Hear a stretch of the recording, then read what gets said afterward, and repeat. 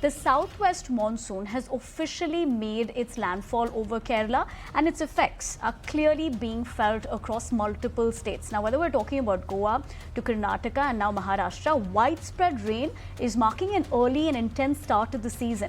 But it's Mumbai, in fact, that's been hit the hardest. Now, the Indian Meteorological Department has issued a red alert for Mumbai, Thane, Raigad and Ratnagiri. Let's also tell you, in the last 24 hours alone, Colaba recorded a staggering 295 mm of rain. That is, in fact, the highest May rainfall in over a century. While we speak about Santa Cruz, reported nearly 198 mm of rain. You're looking at various visuals playing out on your screens at the moment of different parts of the city. Now, roads clearly are waterlogged, local train services are delayed, and the newly launched underground Metro Line 3 has been hit with flooding, halting operations. Take a look at this ground report filed by my colleague Nilesh.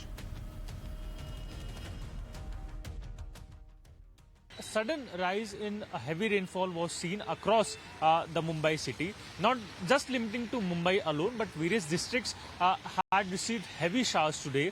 Mumbai being majorly affected, multiple areas were waterlogged, due to which multiple breakdowns were also reported. Heavy traffic snarls is what the Mumbaikars had to face onto the start of the week, that is on Monday morning. Various reports have been coming in from other districts as well, be it Pune, Baramati, Satara and other places. Now the alert which was earlier issued to being limited to orange and yellow only, now has been updated to red alert. Now Mumbai, Thane, Pune, Satara, Raigad and other places have been issued a red alert, given significance that the incessant rain has not been stopping for several hours, and it is expected to continue for next few hours as well.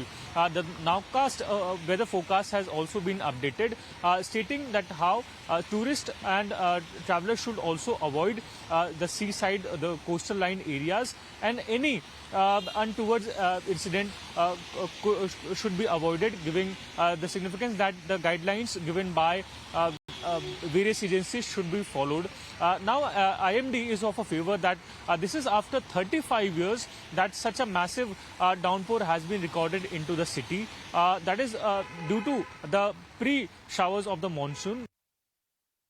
All right, let me also go across to Neha Hebale reporting live from Bengaluru. Neha, very good evening to you. Given the aspect of the fact that every time we look at this particular season, we know multiple, situations in terms of how the city really brings it down to its knees, especially the IT corridor that we've seen time and again. But where are you reporting from? What is that looking like today? And more importantly, in the purview of what IMD is looking at, given even northern Karnataka is looking at a red alert at the moment.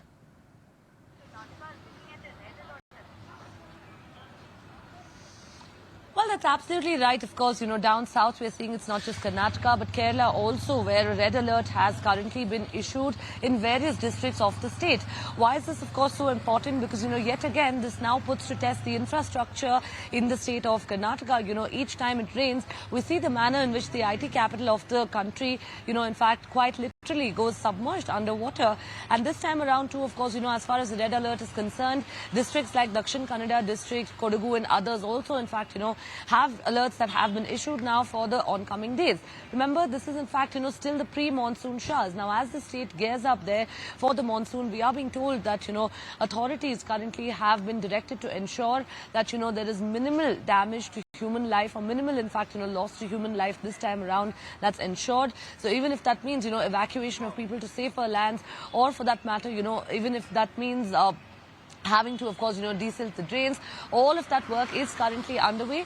But it is, of course, going to be quite a couple of tough days now for the authorities as well, on ground, who are going to be working this out, given that the rains, do not seem to be giving any respite to the state anytime soon.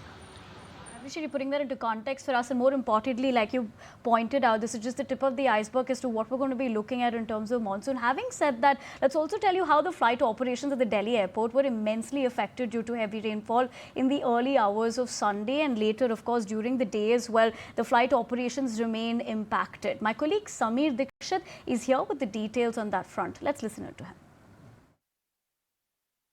the flight operations were immensely impacted at Delhi airport due to the heavy rainfall, and not just Delhi airport. On Monday as well, there was a yellow alert warning issued by the weather department, because of which Mumbai airport operator also issued advisory to the passengers that they need to check the flight details so as to avoid any major inconvenience. Now, when it comes to Delhi airport, there was a sudden and heavy rainfall in the early hours of Sunday, which impacted more than 3 dozen of flights. The official statement by Delhi airport mentions that in the early hours of Sunday, there were 49 flights which were diverted, though there was another flight tracking agency which reports that the numbers were much higher, as it was reported by the Delhi airport officially, but the numbers were a bit higher, and also it included some cancellations as well. Coming to Mumbai airport, so on Monday there was a Air India flight which was diverted in the early hour of Monday, though these numbers might increase with the passage of time when the total data will be shared by Mumbai airport operator. But because of the sudden change in weather, because of the heavy rainfall, whether it be Delhi or Mumbai, the Shift our focus to an important story. This is now with the onset of early monsoons across states, power demand has taken a sharp hit, recording a dip of nearly 11%. This is over the last 10 days. Let's go across to Prakash Priyadarshi for the details. Yes, there's a decline in power demand due to changed weather conditions thanks to heavy rains and thunderstorms in various areas. As per the Power Ministry's data, peak hour power demand has been reduced by approx 11% in the last 10 days. Peak hour demand has been decreased to 198 gigawatt on May 25 from 221 gigawatt on May 15. Along with that, the government has met roughly 200 gigawatt power demand during the day on May 25 as compared to 230 gigawatt on May 15. Along with that, UP registered the highest power demand at 27,400 megawatt, followed by Maharashtra at 22,495 megawatt. Along with that, there is no power shortage across the country during peak hours. A significant growth in power generation from various sources such as thermal, solar and wind energy. However, as per the Power Ministry's statement, peak hour power demand likely to cross 270 gigawatt during ongoing summer season. The government has already prepared an emergency plan to meet any surge in power demand during June and July. All right, let's shift our focus. If you like this video, then like, share and subscribe to ET Now.